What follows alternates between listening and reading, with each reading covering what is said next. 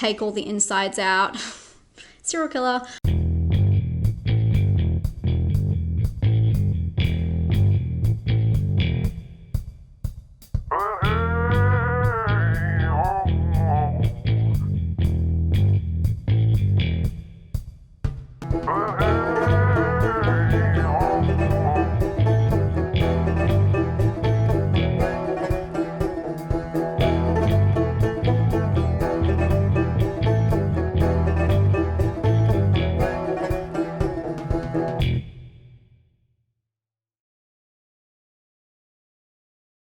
Hi guys, welcome to day 30 of 31 days of horror. Today is pumpkin carving day. Usually I carve the pumpkin while I watch, my TV's over there by the way, that's what I'm pointing at, while I watch a movie, but this movie has subtitles and it's impossible because I'm meant to be looking at the thing. And this year I'm doing something a little bit different. I always see these little tiny pumpkins when I go to do my big pumpkin. So instead of doing one big one, I'm ambitiously trying to do 3 little ones because you know me, I like to stress myself out. So I've got 3 of these guys and I've started drawing the design on this one.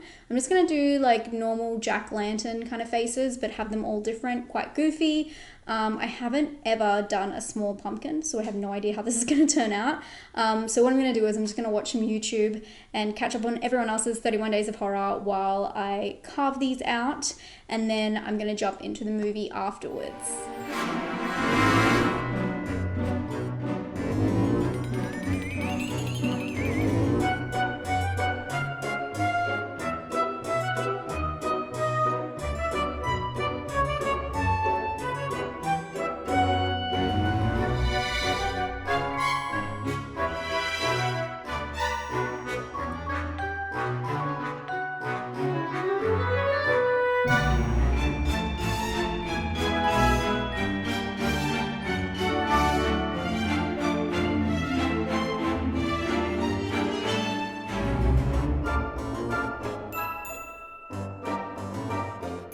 Guys, my idea actually paid off. I did make a couple of mistakes, but these guys look awesome. And I highly recommend the little ones. The little ones were so much easier than the big ones. I did make an error in this guy. This is probably my favorite one. But I like went straight through here where his eye is, and I accidentally cut straight through. So I mean, they are quite thin, so he's got a hole right there. But, I mean, we'll see what it looks like with tea lights in. Probably looks worse. But I'm so proud, and I'm glad I got 3. I didn't know if I was overdoing it and, like, straining myself, or if it was better to have less. Here's just a classic one. I guess these are both classic. I tried to get different eye shapes in all of them, which I think is really cool. So I can probably like stack them or yeah, leave them down. The other mistake I made is made this hole too small. So I don't know if I can get a tea light in there, but maybe if I stack them with tea lights in there and I leave him in the middle or something like that, that would be really cool. Anyway, love these guys. Yeah, highly recommend. I got this pumpkin kit from eBay. I think it was like $6, like years ago. If you just look on eBay, I just got this. It's like a Japanese pumpkin carving, cost $6, including shipping. I waited forever for it to come. So maybe order now and you'll get it for next Halloween. But highly recommend if you guys can find these small pumpkins. They're so much easier to carve.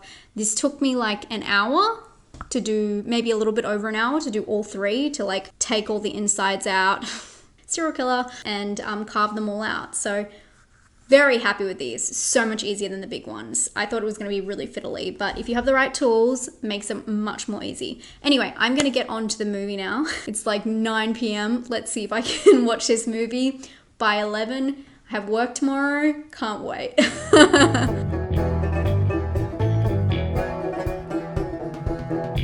Hi guys, I just finished the movie watching Bedevilled.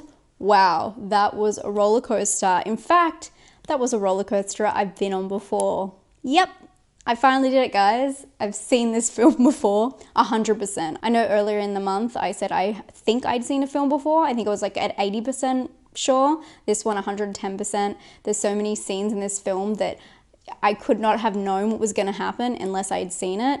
So I've definitely seen this film before, unfortunately. Bedevilled is a 2010 South Korean film about a woman who is having a hard time and she needs to take a break.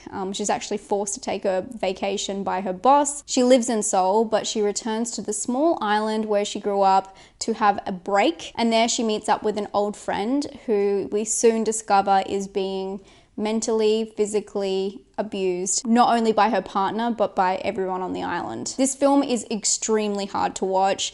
It is intense, it is violent, and as I said before, lots of abuse, lots of sexual abuse, and lots of gore, guts. It's just disgusting. But in saying that, I really enjoyed this film. And it's not like I forgot about this film. I just didn't realize this was that film. It's so crazy because obviously in the last 3 years I've been using Letterboxd, but before that, there is no way to record every single film you've seen. And I've seen a lot of films. I was doing 31 Days of Horror before I even started YouTube, just as a personal challenge. So I've watched a lot of films, as have you guys. Fortunately, this is bound to happen.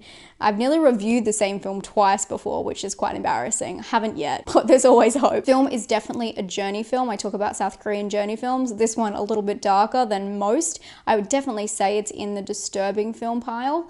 But the thing about this film is you think it's about one certain thing, but it expands beyond that. There's also lots of flashbacks to explain why the characters are like they are today, and explain some of the dynamics between them, which is really interesting because obviously, as I said, it's a journey film. So it's a journey film in the present, but also utilizes the past to mix it in. I'm not a huge fan of flashbacks. It was beaten into me in film school that a title on the screen to explain something or a flashback is a cop-out, which I don't believe, but I really liked what they did with them in this film. I thought it was really important to the story and they utilized it in the best way.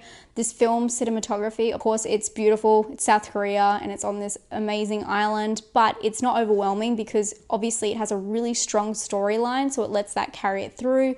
There's no over stylization. There's no real pretty shots. It's just straight, matter of fact, clean, crisp, beautiful. It lets the story do all the talking. The thing I like the most about this film is although it's like severe violence, it's sexual violence, and it's guts and gores and nothing happens that you want to happen in this film. It's just all downhill really, really fast. It isn't senseless violence. There's a reason to it at the end of the day. You have to wait until the final scene to get the moral of the story, but there definitely is a moral in there to know that it's not all senseless. Sometimes is a good thing when you have to put yourself through such a film. So if you are really worried about seeing this and it just being senseless violence, hang in there, I promise. There's something at the end of the road. In saying that, it is a really long film. It's 1 hour and 55 minutes. At points, I was thinking, come on, this has got to end here. And it's one of those films where you think it's going to end several times before it finally does. But I have to say there was a reason to it. And I also am doing 31 Days of Horror. So I don't know if it's just me or if it was the film because I'm at the end of the line here, if you know what I mean. But it's definitely a great watch. And if I have to watch a film twice, I'm glad it was this one and I won't forget it again. I promise you guys that. Highly recommend it to you guys. I don't want to spoil anything more about this film or go into any details because I know a lot of you guys will watch it. Just a warning, it is very violent and again, I would put it in the disturbing film pile, but I know a lot of you guys will really enjoy this one. I'm going to give it an 8 out of 10. I thought it was amazing. I would have given it more if it just didn't feel like it was dragging a little bit, but I think 8 is still an amazing score. I hope you guys enjoyed today's video. If you liked my pumpkins, please give me a thumbs up and let me know what you think. I never know if I'm doing it right. Am I doing a good job, guys? Let me know. Validate me.